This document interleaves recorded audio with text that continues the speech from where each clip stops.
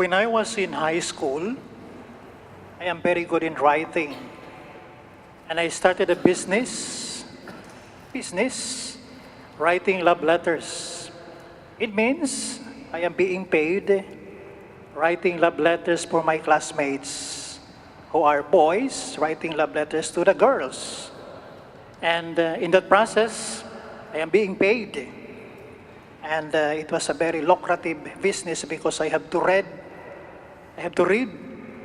the answer of the girl and then compose a new letter to her. And when the girl responded, of course, this is for another boy. And then the communication goes on. And for every letter, there is a corresponding payment. And then until one day, one of the girls asked me also to write love letter for her. But this is the girl whom receiving my letter only. It means I have to write a letter to her and answer for her. Well, there is a disparity of business here, but business is business. So I am being paid by the answer. My letter will be read by her, and she will be responded also written by me.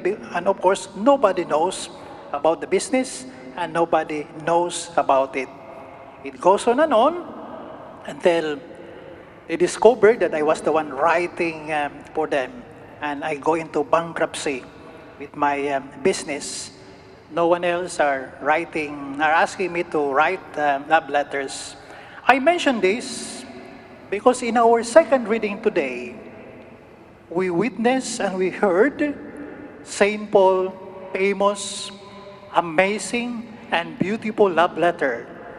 A love letter he wrote to the people of Corinth, wherein he said, I may have the power to move mountains, but if I do not have love, I am nothing. I may be able to speak the tongues of men and even of angels, but if I do not have love, I am zero. I am nothing.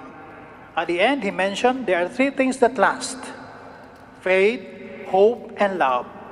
And the greatest of them is love. Brothers and sisters, with the abundance of the message of the gospel today, wherein it speaks about the ordinary ministry of Jesus, let's dwell on the challenge of the love letter of St. Paul to the people of Corinth. The first letter of St. Paul to the Corinthians, one of the famous letters used during weddings, because it speaks about the admonition of St. Paul of the true love and what pertains to true love. C.S. Lewis, the great Christian writer, gives this definition of love. He said, love is willing the ultimate good for the other person. And in today's love letter of St. Paul contains one of the most famous and popular description of love. It's normally called St. Paul's hymn of love. It is said that there are three requirements to be good friend to a good spouse or a good spouse. And that is patience, patience, and patience. There was this woman in Paris who developed a great reputation as a marriage counselor, someone who saved many marriages that seems to be on the rocks. Towards the end of her life, somebody asked her what was her secret. She shared with couples who came to her for counsel. She said, in many ways in different world, directly or indirectly, I already tell them one thing only, that is to be patient with each other. And we have to go back to the love letter of St. Paul when he defined them, that love is patient. And this is necessary for us to reflect because most of you here are married. Most of you here promise love to your partner. And that is a love for better and for worse. Not only for the better, not only for the joyful parts of your journey of being together, it's also for the worse. That is why to endure the worst things, the troubles, the typhoons that might come into your way, you need patience, patience, an enormous patience. Of course, this advice is not only good for married couple, but for all of us. Patience in marriage, in friendship, or in any relationship for that matter is almost everything. So much of human loving is patience and is twin forgiveness. Again, St. Paul in his love letter, he said, love is patient.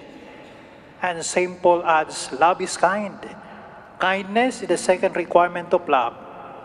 Seneca, the Roman philosopher, once said, kindness is a language that the deaf can hear and the dumb can understand. And that is very true. Even without speaking, if we are kind to one another or to a person even not known to us, that language of love can be understood when we are kind. More often, what is asked of us is to do simple expression of kindness, little favors, small acts of charity, and service for others. We're all capable of such act of kindness. Kindness is a little virtue shown in little things. But in love, it is the little things that makes the difference. I remember one time, I was having my morning exercise around Macau. I usually walk downtown, going towards the lake, there near the tower, and then go back. Now in the morning, there was this couple, very old couple, Chinese couple, who are early in the morning. They were selling oranges at that part of Macau. There is a Protestant there. Suddenly, the basket of the oranges were broken. So all the oranges were scattered on the road. And the two of us, there was this also lady walking, decided to stop for a while and help the old couple gather all the oranges. We help the couple one by one. There are so many of them. Many of the oranges scattered along the sidewalk. After that, the two old couple look at us, and then suddenly, with an act of love, the old lady got one orange from those we have gathered and give to me, and another give to the lady who also helped them. Of course, I realize it could be it's they have to sell the oranges. It could be their income for the day. So we refused, but he insisted. So I did not speak Cantonese, of course. They were speaking in Chinese. But all of a sudden, the lady and I realized we were speaking in love already. Meaning, we were using the language that we understand, and that is the understanding, unity, and then the generosity of helping them. And I did not forget that morning when I gained another friend in Macau. So every time I walk close by, that lady would smile, that old couple would smile at me, reminding me that somehow they reflected the love that was present in their heart. So brothers and sisters, these are little acts of kindness, patience, or understanding that sometimes we encounter along the way of our journey in this life. Let us take that opportunity, because St. Paul himself admonished the people of Corinth at the time when he said, love is the greatest of all. Then take that opportunity to look for that love, that kindness, that patience to one another, because he was building a community of people who would recognize the grace of God and the presence of God. And we cannot recognize the presence of God if our hearts are full of hatred, full of impatience, and full of revenge.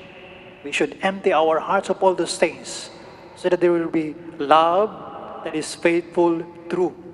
And indeed, St. Paul in his love letter was correct when he said, I may have the power to move mountains, but if I do not have love, I do not have patience, I do not have kindness, I am zero. I am nothing. In this Mass, let us pray fervently for those virtues to be present in our hearts, especially patience, kindness, and love, so that we can give Christ to others, because Christ is present in opportunities and occasions wherein we give love, understanding, forgiveness, and kindness. Please, Holy